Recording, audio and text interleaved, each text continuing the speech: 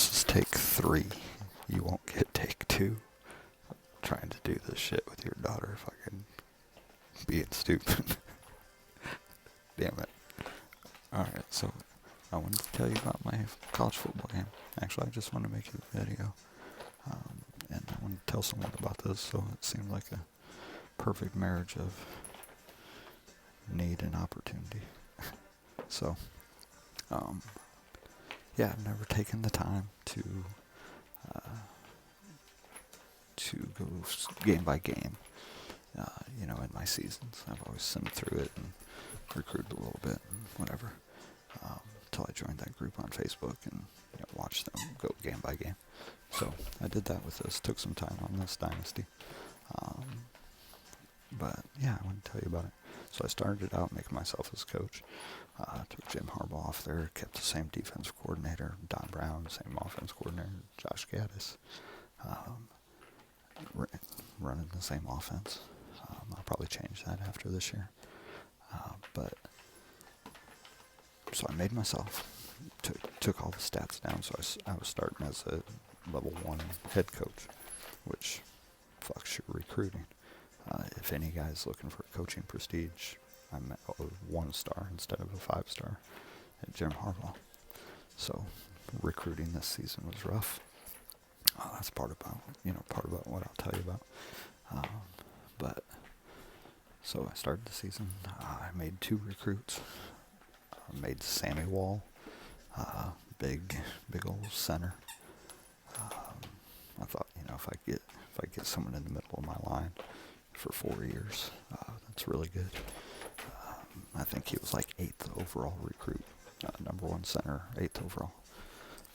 Made him, and then I made our son, Mateo Taylorcraft. He's a cornerback. He was the number 1 recruit out of Detroit. Sammy Wall was from Jackson. So Mateo is from Detroit, like 6'2", 180 pounds or something like that. 190 maybe. Actually, I can look right here. Let's see. And I'm doing this dark, baby, because I want it to be a sound video for you to put under your bed. So that's why it's black. It's audio. I thought this was the best way to do it, where you can just play it and listen to it. Okay, so go to recruiting. Mateo out of Detroit, 6'2", 187. Like I said, number 1 recruit. What the shit he was looking for. Program tradition, I have all that. And prestige is what I don't have. Throughout the season, he went up 2 overall. He's 96 on speed. Acceleration 97. Just a badass. Man coverage 99. So yeah, made him.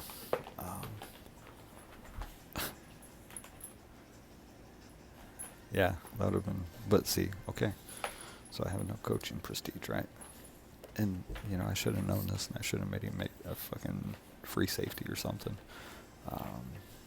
But it is what it is. I'm letting it ride, because it's a pretty cool story, I guess. But my problem is, again, I have prestige, but I also have 5 freshman cornerbacks on my team. So that killed me, trying to recruit him.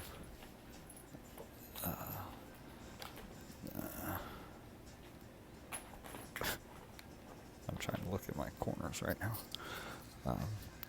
It's funny because as I'm recording this right now, I'm thinking she's asleep already. But who knows how long it'll take you to sleep each night. I hope you can hear your daughter in the background. Fucking going to town on this basket. Let's see. Corners. Got 2 sophomores, and then a 79 freshman, 79 freshman, 79 freshman, 78 freshman, and a 74 freshman. I think 3 of them were redshirted this year.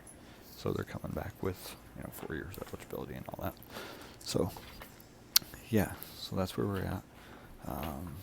We started the season against, I changed it to LSU. LSU was ranked number 6 at the time, at the beginning of the season, so I played them in the Kickoff Classic.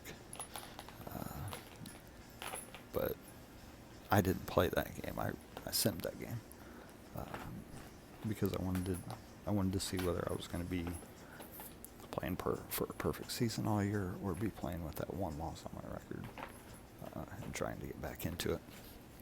So I simmed that game and lost 22-13. Ouch. Stop biting my feet. Lost that game 22-13. So then we play Notre Dame. And I won't go through each of these games. I won't bore you to death like that. But we ended up winning all of the games. I super simmed all of it. I played the defense, let the offense do what it did. And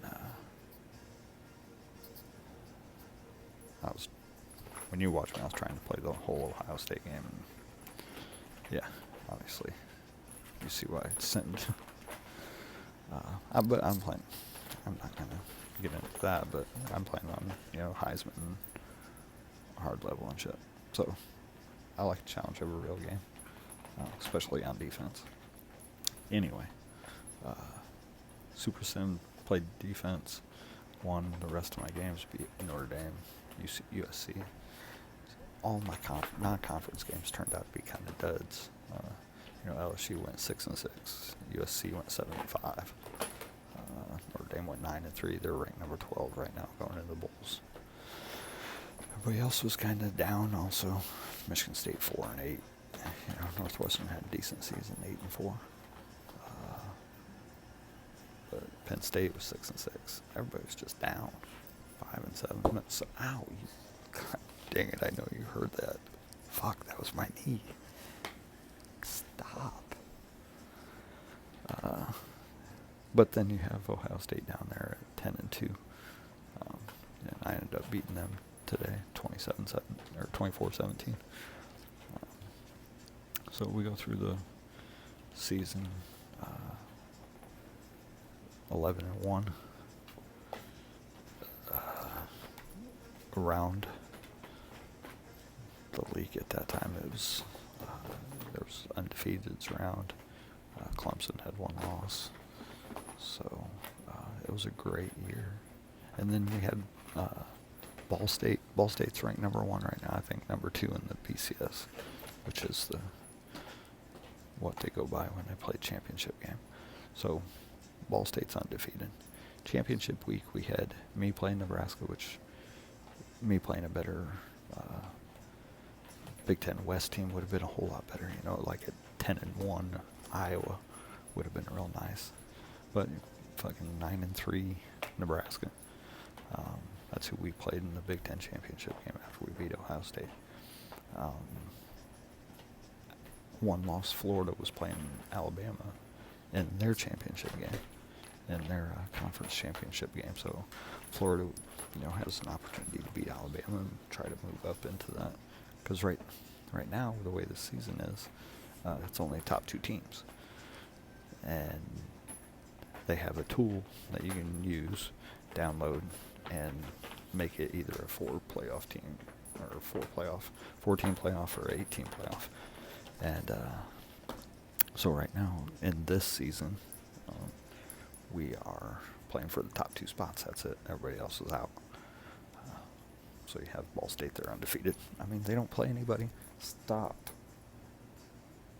But they win all their games, So those lower tier teams are always trying to play their way in. Cincinnati's right there at 11-1 at number 6. They don't play anybody. Stop.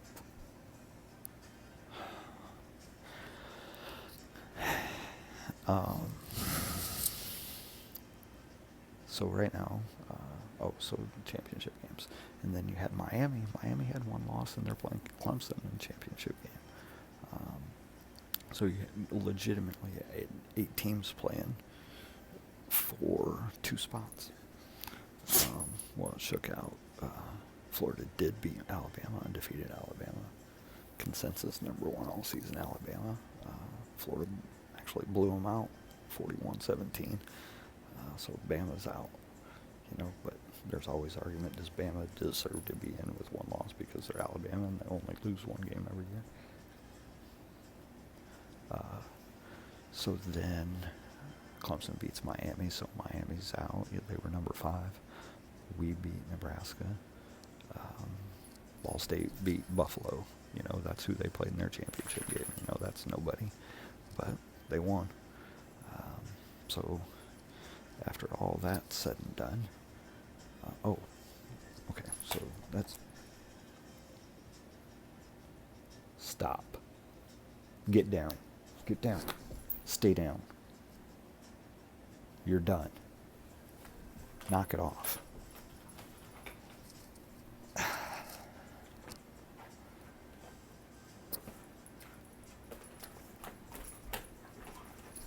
After all that's said and done, Clemson's number 1. And everybody's losses were so close. Florida's 1 loss was to 6-6 Georgia. Like I said, my 1 loss was to 6-6 LSU. Alabama's 1 loss was to number 3 Florida. Is that loss better? Should they be above me? Cincinnati's 1 loss was against a nobody team, so they don't really deserve to be in. Then you got Ohio State and Miami down there with 2 losses at 7-8. So that's where you're at the end of the season. Jump back to the beginning of the season. As we're winning games, Sammy Wall, my big center, that I was hoping to be the anchor of my offensive line for the next 4 years, commits to Alabama week 2. That didn't even give us the season, nobody a season to recruit. Second week, committed to Alabama. Then, I would say I was never really close at all with Mateo. His number 1 concern was coaching prestige. We had proximity to home, and we had, conference and national prominence and all that stuff. But so his number 1 concern was coaching prestige. So he was, I think Oklahoma was number 1 most of the season in his recruiting. I think I got locked out at week 7. I didn't have a chance at him. And then I don't know, somewhere. What did Oklahoma do this season? Okay, they were 9-3 too, just like Notre Dame. Did they have a couple of losses? Yeah. So about middle of November, they lost to Iowa State, and then they lost to Kansas State. And what was Notre Dame doing at that time?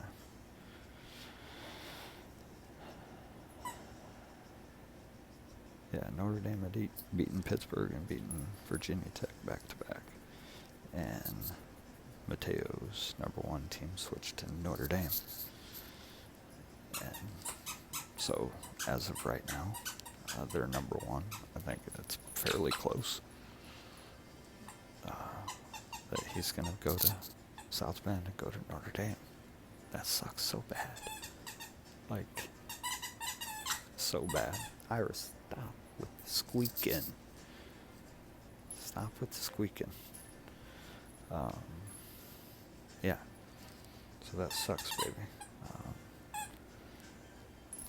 But like I said, story being story, they're Notre Dame's 9-3 this year with Owls. I'll put him on the schedule. Game 1 next year. He'll be the star. He'll probably be playing corner. He'll be starting corner, and he'll probably be returning kicks because his kick returns, high. So that should be fun. I'll play him once a year, maybe twice a year, depending on what they do in the playoffs. So right now, we're at the end of the year, and And I gotta stop right here because I gotta download the tool that will help me, that will let me change it from a 2-team playoff to a 8-team playoff. And that'll get me into the playoffs my first year. Right now in the BCS, I am number 4. It is Clemson, Ball State, Florida, Michigan, Alabama, Cincinnati, Ohio State, Miami. Those are top 8. So you use that tool and you bring in 8 teams. Right now, in real life, it's 4 teams. And I may still do 4 teams. I may leave it here, save a new file, and do both and see which I like better. Either way I'm in, I'd play, me and Clemson would play, and Ball State and Florida would play. I mean, Ball State's, it gets you a chance to play against, I mean, Florida's 91 overall. Ball State's 81 overall. You know, they don't play anybody over 85 or anything like that. So it'll be an interesting playoff. If I go 8 teams, it'll be Clemson, Miami again for the 3rd time. The rubber match of that series. Miami won the first game. Clemson won the ACC championship game. So they'd be playing for the 3rd time. That's pretty cool. Ball State would play Ohio State. That's cool. Okay, this may be an 8-team playoff, it looks like. Ball State, Ohio State, Florida, Cincinnati, and Michigan, Alabama. Hell yeah. That's a fucking pretty cool 8-team playoff. So, cool. So this is going to sit right here.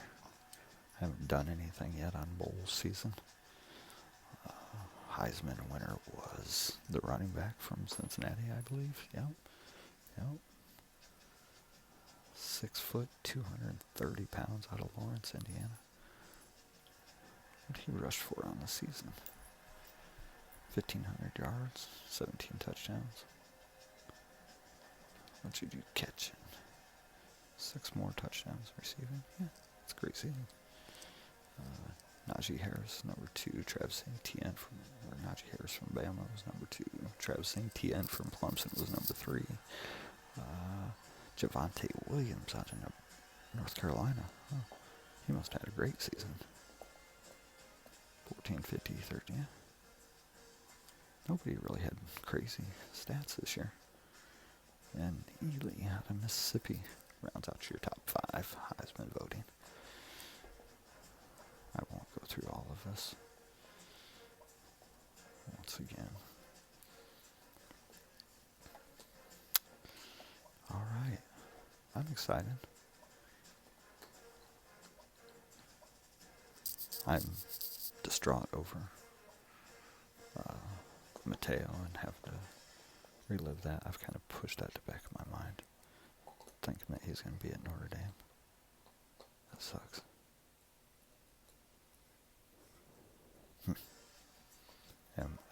This recruiting class is just not good. Not good. I mean, it's not finalized yet, but I didn't get maybe 2 4-star recruits, no 5 stars. I missed out on so many good players. So many good players. I'm kind of set at quarterback, so nobody's really looking to come here. Even running back. Running backs want to go to Michigan. I didn't get a 4-star running back this year. Nobody wants to play for me. I've got to walk on fullback, basically. And I'm not even going to get that guy. 54 overall, 1 star. I won't get him. There's a 4-star wide receiver. Possession, probably no speed. C on speed. C on a fucking wide receiver. God dang it. Small tight end. 6 foot fucking tight end. 3-star tackle. 3-star guard. 2, 3. Oh. Bumped a butt. There's a 4-star guard. That guy I'm actually kind of excited for. 6'6", 300 pounds. Did get a good center. Didn't get my fucking Sammy Wall, but small center. Completely opposite. Oh he's a JUCO transferring from junior college. 4-star defensive end out of California. That's cool.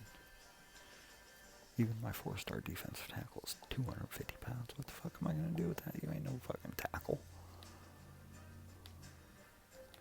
Put some fucking weight on. I'm going to change his weight. Fucking beef him up in the offseason. Got a good outside linebacker, 4-star. I needed a middle linebacker, but nothing. 60 overalls. 2-star. Or you 3-star. Suck. Then there's fucking Mateo. Little bitch. Yeah. He didn't want to play for daddy. That was the problem. He didn't want to play for his fucking daddy. Fucking I'm gonna beat his ass. Believe that. Oh, I forgot about this guy. I did get a 5-star. Got number 1 strong safety. But I'm changing him to wide receiver. A.J. Jackson. A.J. Jackson. He wants playing time. He's going to get some playing time. Number 1, not speed. Fast. But he can tackle. I don't know. Might use him as like a number 4 wide receiver or something. Like a Charles Woodson type thing. But he's playing fucking day 1. But I think I have a good strong safety.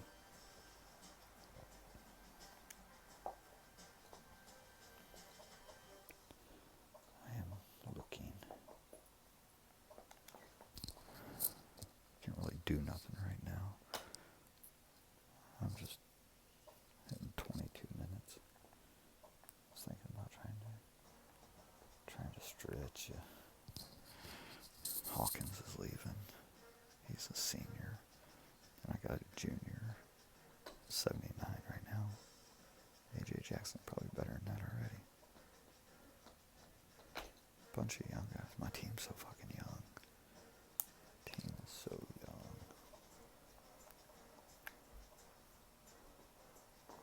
Daxton Hill will be back as a junior. He better not fucking leave. Try to fucking leave after a sophomore season. I'll be pissed. Believe that. Obviously, all my cornerbacks are coming back.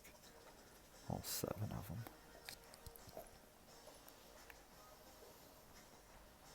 Ross will be back. He's going to be a stud.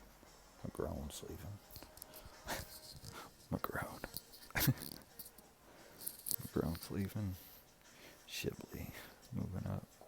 Mullins, I redshirted him. He'll probably be my starter next year. 6'1", 233. Same size as McGrone. Shit. My linebacker went to the same high school as the Heisman winner from Cincinnati. That's interesting. If you're into that kind of thing, Michael Barrett is going to be a stud next year. He's a sophomore. Right, so I need to find a place for him to play. He's a big old fucking... He needs to be my middle linebacker. I'm going to change Van Sufferman to Van Summerin. Ben V. I'm going to change him to middle linebacker next year, I think. Yeah, that's what I'm going to do. That's a good idea. Got 2 freshmen coming in behind that. Yeah, hell yeah. Carlo Kemp's leaving. Hitman staying. These are my defensive tackles. Looking good next year on the defensive line. Real good. Twitty Pig leaving, that hurts. Blaine leaving, that hurts. But McGregor's ready to step in. Not common. Braden McGregor. He's a badass. 6'5", 260. With fucking Hutchinson. He may leave. Hutchinson won't leave, but Upshaw's right there. I hope Aiden stays one more year. He's gone. He was out for the fucking season. Both my tackles were gone. Are gone. I'm still in this fucking season. I gotta play a tournament without them. I mean, who? I need to look at my depth chart. Who's fucking in there? Jones? Freshman and sophomore. Getting some reps. Fucking veterans out. Eubanks will be gone. Oh, I was young. Big young kid. Shoemaker. Alright, baby.